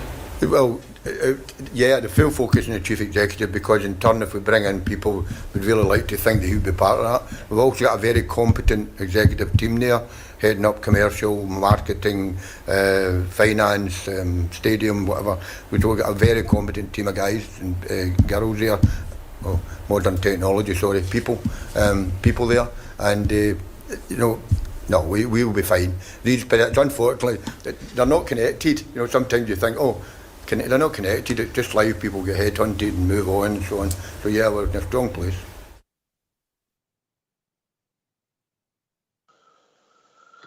Right, there was obviously the Dave King thing was the main part of the second part. I think he was being polite, saying, look, if you've got something to say it under the radar. Yeah, I get that. I think there's a lot of frustration, but there's a lot of people might be happy with with Dave King coming out and saying his bit, but only time will tell, Southside. Aye, I did say last week if I should just maybe kept it in-house, made a couple of phone calls to people and say what he had to say and see what his plan was, and if he, as a shareholder, and could maybe still talk to him through, he was on the board before, he's been our chairman and all that, so, but obviously there's a bit of difference between them at the moment, and maybe that's why he's come out and said it publicly and said the right sound bites, but no, I wish he'd just kept it a bit more quiet and phoned a few of the directors and spoke to them, you know. Linda? Yeah, I agree with Southside. I mean, a lot of the things that Dave King said, we wouldn't necessarily disagree, Ox. You know, about the fact that we haven't pushed on since 55. Yes, we would like maybe more investment. You know, there's the financial gap has developed. It's big now, etc. between us and our closest rivals. All those things. There's a lot of things, and the board have made mistakes, and he's part of that. You know, as one of the major shareholders. It was just the forum that he used, and to basically bring it all into the sort of limelight again was and it's as Mr. Gilligan said, keep it under the radar. If you've got something to say, talk to us. So I thought he handled the questions around Dave King very admirably. And he could have gone to town, but he didn't, and he was still very respectful towards them and talked about when they came in 2015, etc. So I thought he handled the questions well, and I wish him every success. And I know he only wants to be in that role for a few months, but he's got a job in his hands, and as I say, I hope he makes it a real success and he gets us back on an even footing. Yeah, because obviously it's the CEO, and that appointment is crucial, and then the board of directors can go back to being in the background, Linda. Yeah, definitely. You know, the CEO, as I said earlier, we were obviously further down the road with that, and that's what happens. Sometimes people pull out of things for whatever reason. And we've obviously been distracted to try, and the stadium was something obviously we didn't bargain for, so all the focus has been trying to get that sorted to get us back into Ibrox, and John Bennett said he would get us back in by a certain date, and we've managed to deliver on that, so that has been a major thing for us this summer. But yeah, the CEO, but if we get that done fairly quickly, I think Mr. Gilligan's wife will be wanting that to be a short appointment from what he was saying, Ox. He's got a good sense of humour as well, hasn't he? Oh, he has. Aye. I think there'll be a lot made of the CEO position because it's such a focal point now in modern football. It's outside, isn't it? Aye, we need to get the appointment right. Somebody that's probably got football and background knowledge, and if it takes a wee bit longer in time, Ox, I don't care who it is, as long as if he comes in, he's going to be good at the job, and it'll take him a bit of time to settle in. But it's an important part of the club that we need fixed. Bisgrove leaving, obviously unstabilised that, although I don't think he had the full qualifications to do the job, to be honest. But they gave him that position, whether it was going to be temporary or what, I don't know, but they gave him it. So now we have to fill it. And Dave King did allude that there was nobody on the board willing to step up into that position, which is fair enough. But we have to fill it. So hopefully we'll get the right guy. Whether he comes from England or no, I don't care. If he's at another club somewhere doing well and we have to headhunt him, I don't know. But just want the guy to come in, get a period of time to settle in and get to run the club the way it should be ran. And hopefully the right decisions will get made, and he'll be the spokesman, probably for the club when we've got something to say going forward, making statements. Aye, I want less statements. The only statements I want is a bogging in the back of the net. That's the one I want. And you know what, Ox? That's what it all boils down to, isn't it? It's the understatement of the year, but it is. Because a lot of their predicament just now is the lack of success on the pitch. I mean, we've had to get rid of like 2 managers. We've obviously Stevie G left. We then sacked the next 2 managers, you know, because of what was happening ultimately on the park. We've not won enough trophies. It's then led to the Champions League's automatic spot not being available to us. There's a whole raft of reasons, you know, as to why we're in the predicament that we're in just now. You know, and one of the questions was trying to get Mr. Gilligan to acknowledge that there's been a lot of bad decisions for the board, you know, and there probably has been.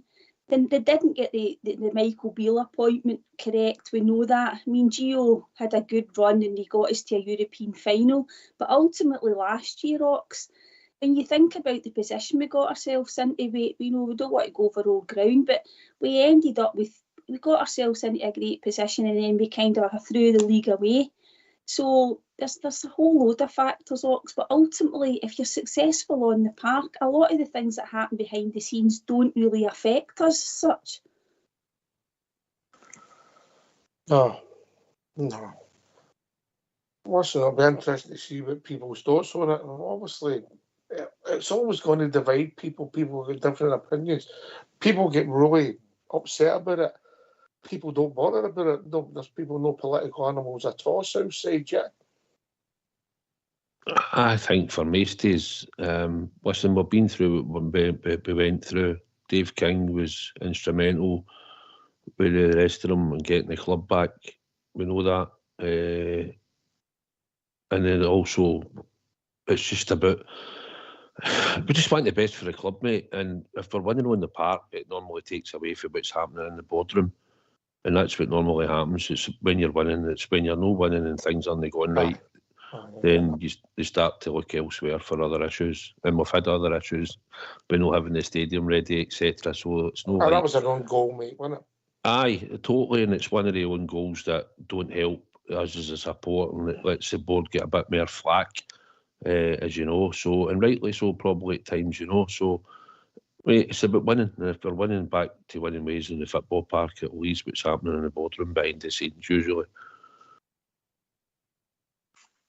Aye, because success and winning games and trophies and all the discipline in the background. Right, come and join us, give your thoughts. It'll be interesting to see if people, what their thoughts are. I mean, I didn't learn anything we didn't know today. Maybe a wee bit more insight to about the board are thinking about Dave King, if you piece the pieces together, Linda. But apart from that, nothing was new, was it? Yeah, I think probably because Dave King spoke out in the media, we kind of thought, well, that's not going to happen, because if he was coming back as chairman, it would have been discussed and it would have been something that would have been considered behind the scenes. Mr. Gilligan's confirmed that there's no appetite for that to happen. So I think that kind of puts that one to bed, Ox. He also addressed the thing about the EGM that's only called if you want change, but they don't want any change at this particular moment in time. So no, as I say, I think he was always going to be speaking to the media because he's just taken on that position. But obviously, the club would have been well expecting the questions around Dave King to be asked. Aye.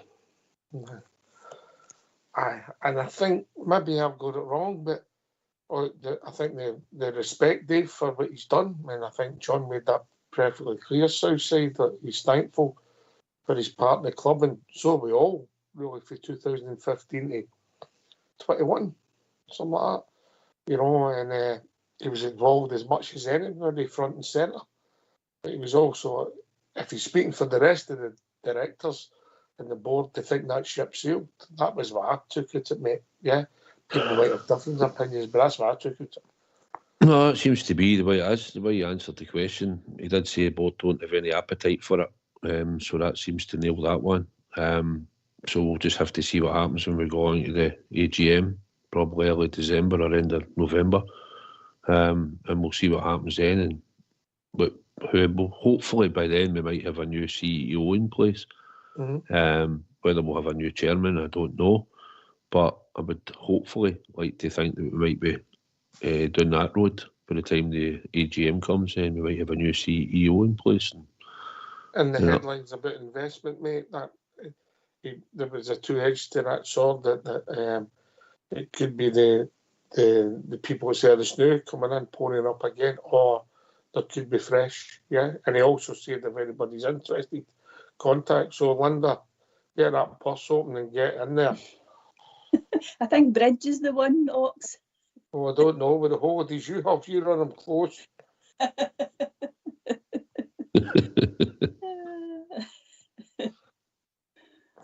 Couple of poppers on here, me and you, Southside. Correct, I know. But no, he said that as well. He left the door open. He did also say there will not be any one single person owning the club.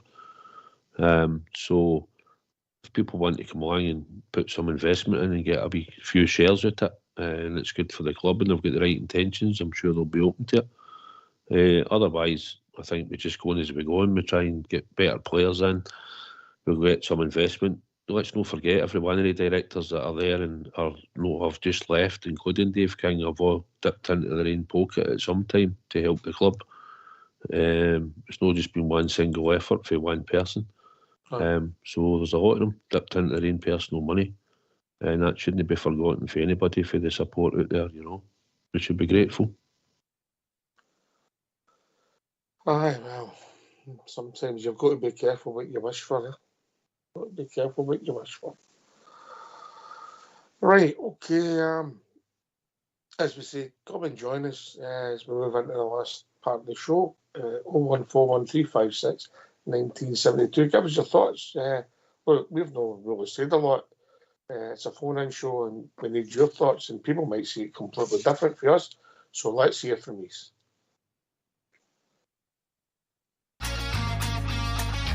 Why don't you give us a call on 0141 356 1972? It's your show, it's your platform. Let's hear from you.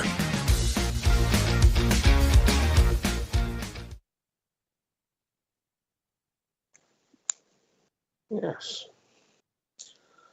Well, going back to the football, the team it's a younger team with more pace in it, and as I said earlier on, Southside, I think we're decent in possession, and we get men forward, and all of a sudden our left side of the pitch looks like we're stronger than our right side of the pitch, yeah, in the last two games, bizarrely, whereas that was an issue for us. We were always lopsided, and Tav was maybe involved a lot more than Warner, for instance, but no, it's changed, and there's a lot of pace there, and if you compare Barisic, Jeffrey, Barron, Lundstrom, just the two players, you've got pace and more pace in the team, yeah. And it'll be interesting to see what happens going forward. Southside first, and then Linda. Aye, Jeffrey's he's young and he's looks pretty fearless. He's and he's gone forward and putting in some good crosses. And his link-up play's been pretty good. Down the left-hand side, like you say, it's looked no bad in certain games, and obviously Benjami playing out there and Cortez before him. So I think certainly made the squad a lot younger, more athletic, and I think it's just about moulding into a team and trying to keep as many of them on the park as possible and give them enough game time to get the understanding together.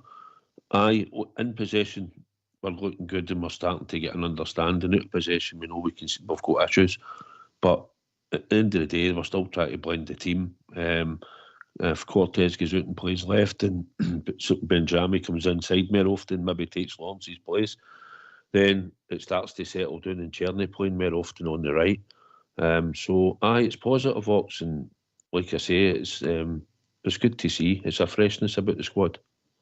We're not getting carried away, but freshness. Did you mention young and athletic? I did. Evening, David. Oh, good evening, Ox. How are we doing? Good, mate. You? Aye, I'm fine. It's good to hear Clark Gable and Maureen O'Hara on the night. I don't have any O'Hara. The only O'Haras we have on here is Alex. Clark Suicide Gable. Gable End. They were governed. Nah, it's good, great to listen to you. all this board stuff and all that, it becomes a bit. I think the fans are looking for more positive news for the team and things rather than what the board's going to do and what King did and all that did. So I'm not going to go down into that road again, because that's just, I'll leave that side to you techie guys. But I would like to just bring up what you were talking about earlier. I think you made a great point. In fact, you stole my lines, Ox, about Big Sterling. Aye. I really picked up on that on Saturday. I just went, he's got to hook him. He's not a racist. And it's what Suicides has been saying for a long time. He's not a midfielder. No, in that setup and that formation. I just think he's getting wasted. I don't know where he's supposed to be playing Saturday, because when I looked there, he was there at the right, and then Tavernier was there at the left, and then Sterling was there at the right. So obviously they're playing instructions. But as Suicide says, and I wonder as well, he's definitely nowhere he should be there. What do you think? I know you've spoke about it, but that's my opinion. I think the last 3 games he's played in, obviously just come on late on against Dundee United, but he's contributed 0. Yeah, if I'm honest. So I think I'm going to be kind to him and say he's off form. Yeah, Linda. Yeah, I agree, Docs. I mean, I think we all were quite happy that he started at Parkhead if you're looking at the last 3 games. But, I mean, the team generally were poor, Ox, weren't they? But we thought that was the sort of game that he could really make an impact in the middle of the park, and he didn't. And the last couple of games, well, cameo last week and getting a start this week, and he just, to me, he looks out of sorts, Ox, but his basics, he's not even doing them particularly well. So I don't know, it might just be a very poor start of the season for him, Ox, and he might start to recover some of his form. Let's hope so. Southside, if I remember last year, he didn't start great and then he grew into it, change of manager. But I mean, you can only critique what you see. Southside. He had a poor game. I've said it. I just don't see that being his position at all going forward. I mean, it's a bit unfair to him. He's had a couple of decent games in there, and he's all right. It's maybe go and mark somebody blood and thunder and get the tackle in and that, but when it's 2 and Barron gives him the ball and he's the guy who's got to run up the park and carry it, what Diamondi would do, then he's not very good at it. But we need to find him a position. It's not unfair on the boy. He has to find a position, and he'll either need to be right back or he'll probably be left back on Thursday night. But going forward, he has to get a settled position in the squad, I think, just so we can maybe get the best out of him. Yeah. Listen, I don't know if he will, because obviously we don't know if we'll ever see him at right back, because he seems to play everywhere else. But, Davey? Aye, well, many times we've brought that conversation up, and it's the same old record, I don't see it.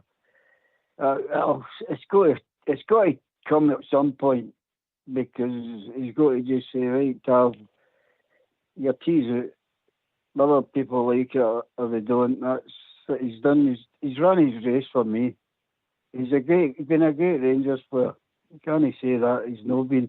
But another thing what I was listening to, and it's heard you all talking about the situation with the chances. I was really pleased with that performance, because if you take that against the other ones that were lately, that was to me, I've seen a big improvement in the way they played as a team. All right, they missed a few chances, but when are we ever going to be happy? 3-0 in a quarter final of a cup game. I get that, mate. I mean, it's a quarter final of the cup. It doesn't matter if you win 3-0 or 2-1. The be all and end all is getting through to the next round, and then we've drawn Murrable. Are you happy with the draw, Davey? Oh, definitely. I'll tell you, I wasn't caring who we were getting. I just think, okay, everybody's not wanting a monkey mob around, but you've got to beat anybody to win that cup. And whether they say, Motherly mugs, and if we underrate them, we'll pay the piper for it. But I'm happy with the draw, and the chance to get another final looms, and I think we've got to grab it. But I wish people would start saying, I can see a difference, which I know you are doing, but I phoned my mate up and I said to him, how do you think of that game today? But we should have scored more goals. I said, well, what are you wanting? I said, they played good football. They made chances. It would be different if they didn't score goals and they didn't make the chances. I said, what are you wanting? And, you know, and I was disappointed, obviously, with the crowd going away, but I mean, at that time, a kick-off, you know, what can you expect? Oh, it's crazy, mate. It's crazy. I mean, I don't know if that TV deal was worth the money, that Premier Sports Cup. It's absolutely mental. And then in 2 weeks' time, we've got a game at 8 o'clock on a Sunday night. You know, but anyway, you happy with the draw, Linda Marble? Yeah, I was happy with that, Ox. As you say, as Davey says, you've got to play, you know, the teams eventually. But it's a good chance to get to another final, and if you get through that, you're talking about maybe you've got more weeks to get the team gelled, Ox, and getting other players back to full fitness. So I was very happy. Shouldn't have a problem. Shouldn't have a problem getting tickets for the semi-final and final. Nobody wants to go to Hampden Southside. Aye, well, that'll be another ticket scramble when that comes up, won't it? But no, like we said, it was about getting the result. We got the 3 goals, and we're through at the semi-final at Hampden. We've got Motherwell, and it was hopefully by the time we get to go play them in the semi-final, we'll still be in a good bit of form, and we'll be playing well, and the team will have gelled a lot better. So look forward to that. Anyway, we've been joined by Bob. Good evening, Bob. Hi, good evening, everyone. How are you doing? All right? Good, mate. Yeah, Bob. Yourself? That's good. I just agree with Davey. You're spot on, pal. We're never happy. They won 3-0 on a cup quarter final. It's a great result. If I can say one wee level of criticism as a Rangers fan, I still think we're a wee bit iffy at the back, but that'll tighten up as the weeks go on, I suppose. But yeah, some good football. I've discovered a real player in this Hepke. I said that weeks ago. Good player, the boy. And it's getting better. The chairman, I heard his interview today. He didn't say anything we didn't already know. But he was forthright and straight up with everything, the man. So, as I say, we're maybe turning a wee corner. Let's hope so. Things get a lot better. We're in the semi-final with a favourable draw, and that's what we can do. Overcome Motherwell into another final. Then anything can happen. I don't care who we play. Just let's go for it. So a good weekend had by all, I think. Well said, Bob. Yeah. Aye. Southside. Listen, I've got a few pals that are still moaning about stuff and that and ordering and about the result and all that, and I just don't get it. Listen, we've had enough kicking since the start of the season. Do you know what I mean? Things have not been right, and we've not been happy, and we've had to move and all the rest of it.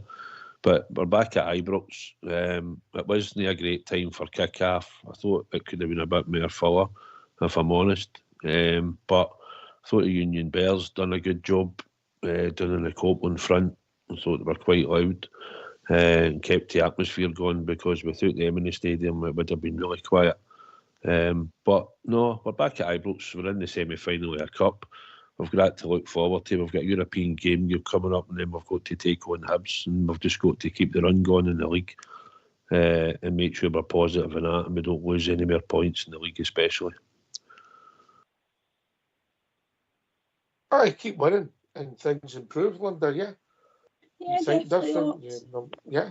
Yeah, absolutely. And, all the off field stuff, it does have an impact on us, because we just think, here's something else, more negative stuff. So we're kind of happy to put that to the side and let Mr. Gilligan get on with what he wants to achieve whilst he's in post.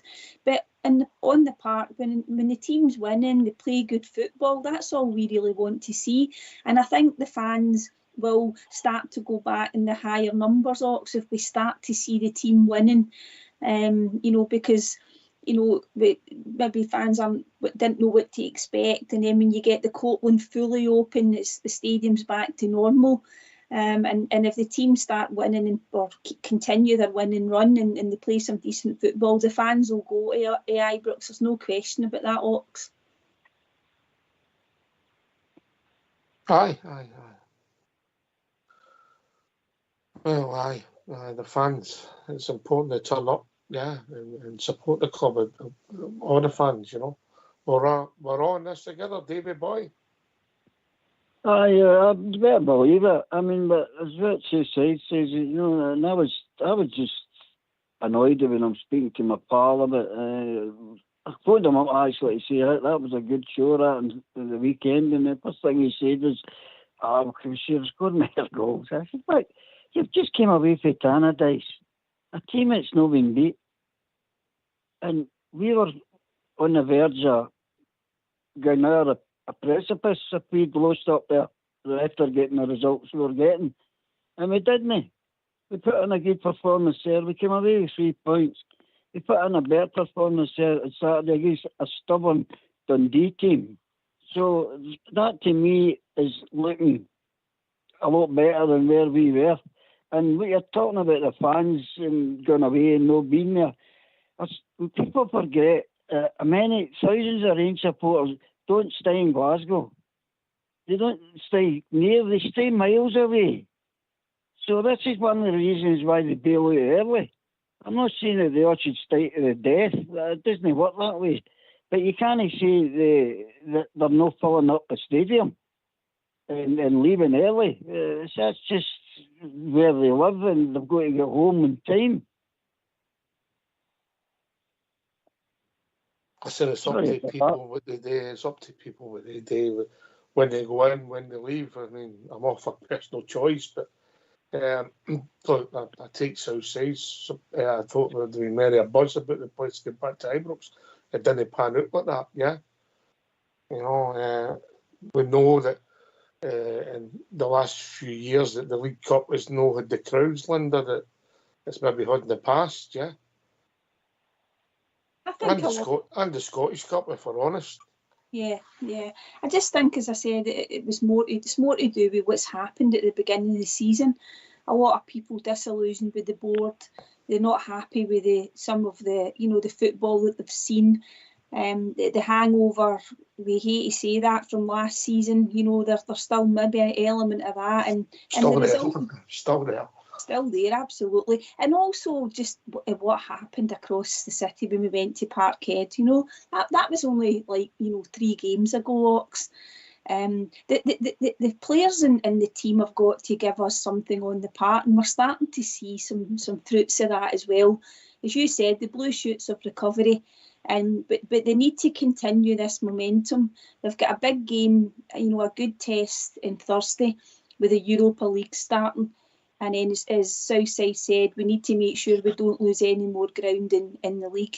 Get us through to this next international break with some positive results, and then we'll continue to build momentum. That's what they need, Ox. They just need to win football matches. Yeah. Bob Chair. Aye, I agree with you. Well said, Linda. You're right, love. I'm one of the Rangers fans that is miles away, and I travelled up and down that motorway for years. And it's a hell of an awkward place to get to, as Ibrox Stadium. And it doesn't appeal to a lot of people travelling there at tea time on a Saturday night. It's bad enough coming out again at tea time on a Saturday night without doing the reverse and gone to the place on a Saturday night. So I think that's what contributed to the lack of crowd on Saturday. Rangers crowd will be back to normal, all right. That's a stick-on certainty. I'll ask you, find people on the call. The TV deal, and I don't know the details of the Premier Cup, Premier Sports Cup. Is a TV deal worth the messing about to the supporters? Southside, yes or no? Absolutely no. No, it's not. No. Linda? No, definitely not. Bob, yeah? Absolutely no. No. Davey? Definitely no. Definitely not. It's all down to what they organise doesn't suit the public. So it's money, in it, and that wins all the time. I don't know if that is winning with this situation, Davey, because whatever you're getting, they're not poultry. What you're getting, you're not winning because you're not getting bums in seats till you get to the latter stages. You know, I think we play. Yeah, and sorry. Yeah, carry on, Davey. No, I know what you're saying, but I disagree with what we're saying about. That's why there was sort of a lot of empty seats and the Copeland not been opened. To me, that is definitely. This is my opinion.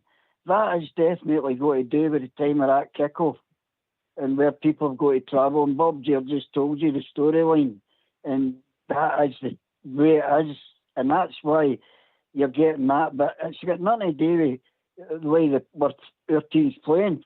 Because Rangers, we'll turn up. It'll take a long, long time before we dwindle away. Well, I've seen crowds dwindle away back years. I mean, I was there in the 60s, and I've seen them playing against 6,500. That was dwindling crowds. But they were playing they played at 3 o'clock in the afternoon. You know, so this new setup now with these times, that's why we're coming to fill all the seats. That's just my opinion, guys. Aye, I don't know if when we look at it as a week goes on, Southside, but in the day, my sums, if it's worth the economics for all the clubs, how much each club's getting out, and maybe they're losing in crowds because of the kick-off time. I mean, that's 2 games you've had, one at Hampden, one at Ibrox, 5:30 on a Saturday. Yeah, I suppose it's welcoming the EPL in it. Aye. I think the semi-final draw were at 3 o'clock on a Sunday, on the 3rd of November. So, second game, I believe that Mob and Aberdeen are kicking off at 5:30 on the Saturday. Seems to be their sort of favourite kick-off time. But the semi-final, final will be 3 o'clock. So, you'd imagine. So, no, you just want to get it undone with now. We're going to Hampden for a semi-final and we're going on a Sunday. But listen, fans never get thought about when it comes to kick-off times during the TV. I remember David Murray saying it a way back. They'll control what time the kick-offs are and what days of the week you'll play. I don't have a problem with that, Southside. If economically it makes sense for the clubs. I don't know if this is making sense. No, not for the money that we're probably getting for going through a round, you know. No, it will be. Yeah. Yeah, all right, but aye, interesting. Bob, just going back to the football, you mentioned Yefty. Who else is shining for you? What did you make of Benjami? Connor Barnes outstanding. He's going to be, I keep saying it, show after show, that lad is going to be a great player for Rangers. Definitely. An industrious wee player in the middle of the park. I keep comparing him with Alec McDonald, and there's some comparison for you. But he is definitely going to be a great player for Rangers. Stick on. Dijon Sterling, I didn't understand that on Saturday. You know, he's playing that laddie in the right side of midfield. He's no sort of a cultured footballer, is he? And I noticed he was hooked at half time. But, well, there you go. Nothing's perfect. We won 3-0. We played well. That's it. That was it for me. And Cherney, I think he's tending to take one touch too many. And he's noticed that he can beat somebody, come inside, and then he takes another touch. He did that a few times on Saturday. But the culture left in him, the boy. He'll get better. Southside, then, Davey. I think Cherney's got some lovely passing ability. Just the wee flicks inside touches. I think he's been linking up quite well with Tav on Saturday. But I think his vision's really good. I think he was unlucky. He did drop once and then he went to go and chop a game and he'd already beat him and then he ended up not getting the cross in. But I think he's a lovely, gifted football player. I just think once he starts to add to the goals tally for us, I think that's when we'll see the best of him. He needs to start hitting the back of the net, Bob Ger, on a regular basis. No, definitely. He's got a lot of ability, the laddie. He's an international player, isn't he? And he's got to be a very good culture fit. He's no Davy Cooper, whatever he was. But seriously, aye. Yeah, he's going to contribute to the team. Good player, the boy. Just learn to take, just pass at the exact right time. And then again, we're looking for perfection. The boy's not perfect, but very good player. He will be a big asset to the club, aye. Davy? Aye, there is blue shoots of recovery. Sorry. That's all right, Bob. Davy? I would like to mention a few of them, but I can't pronounce their names. You mean Baron, proper? Linda, don't laugh, don't encourage him. Are you struggling with Butler, Dessers? Aye, no, Cortez, I can see Cortez now, but there's a few tricky ones there. The big Brazilian, to me, is sticking at the moment. The next time you're with Cortez, there'll be flowers in it, mate. Come on, suicide. Don't encourage him. That's a shame. He left me at Mount Florida, remember? He did, Davey, abandoned you. It's terrible, isn't it? Aye. No, I think a big Brazilian, if we go back to the beginning, when I first seen him, I went, no, this is not going to work. I think you mentioned it a few times, Ox. I think a few people mentioned it. And he's definitely came back to say, I'm a better player than he's all thing. I mean, that one, he took the ball down, the ball was in the air, and he took it down his chest. And that's quality, that's class, you know. Red van when they got it on his head. Right out his head. I know, there's a few of them I can see definitely quite the new boys that are coming in, I can see the quality in that. And that's the difference between where we were and where we are now. You know, you can make comparisons, you can bring up other people's names that have left. But the ones that we're bringing in, you can see the difference between the ones that have left to what we've got now. So it's just a matter of time getting together. But you can't, it's not all going to just click right away. That's what he's trying to tell you, that. But to keep on jumping down the man's throat, it takes a bit of time. So we'll just need to wait till fruition comes, and it will come, guys, it will come. Oh, you're right, Linda. Yeah, and Ox, we want these players to be available, don't we? You know, I know that that's an obvious thing, but think about all the players that we've had with these injuries over the last few seasons, and the manager's been, you know, juggling everything in terms of being able to pick teams consistently. So that's what I like about Yefty, and hopefully I'm not going to jinx him, but he's been available, Ox. Yilmaz has got not a great record at all in terms of, you know, keeping himself fit. So that's what I like about Yefty. You know, he seems to be quite durable, and that's the same as a few of them. Look at Conor Barron, the amount of football he's had to play, Ox. But he's deserved his place. So young players with lots of energy, but they're showing that they're talented as well, and it's looking good. But as I say, it's early doors. We just want them to continue with this kind of momentum that they're starting to build. And let's be honest, Southside, just change the subject slightly. It's not the easiest game ever on Thursday night, will it? No, they've got some decent players. Eric Blethyn, I think we sort of had a wee look at him a while ago. He's signed for them. He's a decent striker. He works hard. He chases down. He's got no bad goals record. But they've just signed him for some other team. I can't remember the name of them. But they seem happy with him. And I think they play like a 3-4-3 at times, and they're quite attacking. So no, it'll be a hard game on Thursday night. They're well into their season, so we'll certainly be tested there. So we will on Thursday night, Ops.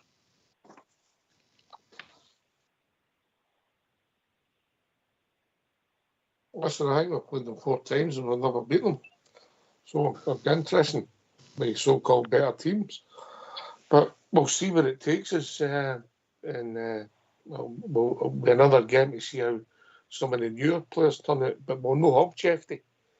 Bob's so that'll be a blow. Will be a blow. Aye.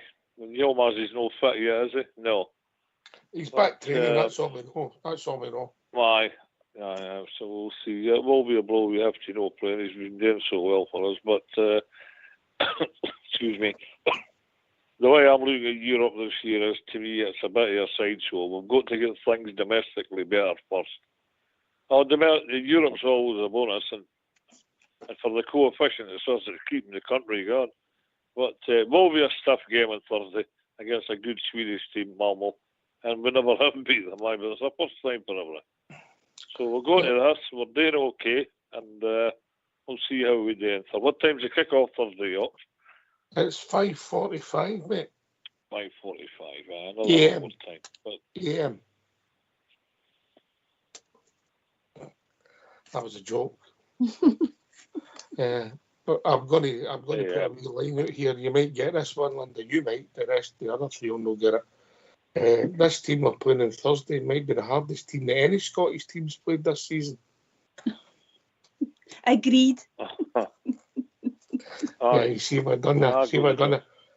You get it, Bob Jar, yeah? Did you get my wee joke the other night that the Champions League's over and no point in playing it? No? But then you get that again. Last word for your good self, Bob Jar. Aye, well, thanks for having me tonight again. Great show as usual. Brilliant. Lovely. And on we go to Thursday. Come on, the Rangers. We can do this. We're starting to turn the corner. We're starting to get the feel-good factor back in the club again. So, I'm on the Bears. And thank you very much for having me once again. Cheers, Bob Jar. Talking about corner boys. David? I was one at one time, a long time ago. Great speaking to you, and good job the Techie boys there. And Terry is always great when he comes on and talks away. He's a top man. He always is a top man. So anyway, thanks very much, and it's good night to Clark Gable and Greta Garbo. Is it Greta Garbo now?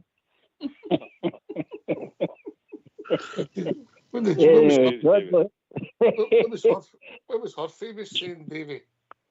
Greta Garbo. Oh, come up! No, why did you come up and see me sometime? Was that not Mae West? That was my windy cleaner.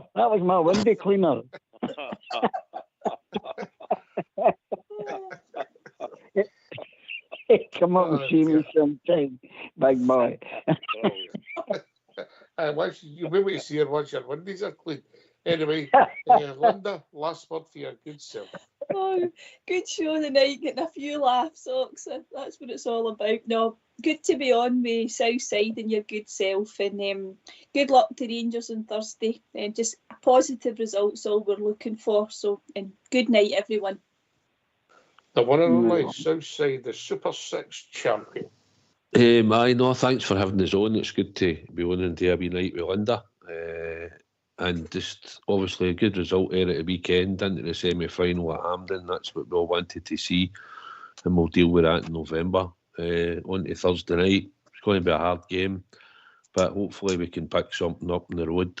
3 points would be good, but I'd settle for 1 and see how we can go on with our home games. Because they're all going to be hard games, but we're still building our teams. Nowhere near ready yet, but we might as well get stuck in on Thursday because we've got nothing to lose. So thanks for having us on, Ox, and appreciate it as always. Cheers, mate. No, I appreciate you coming on. Blue Shoots, mate. Blue Shoots, and hopefully they get a bit bigger than Thursday, yeah? Hopefully they get a bit bigger.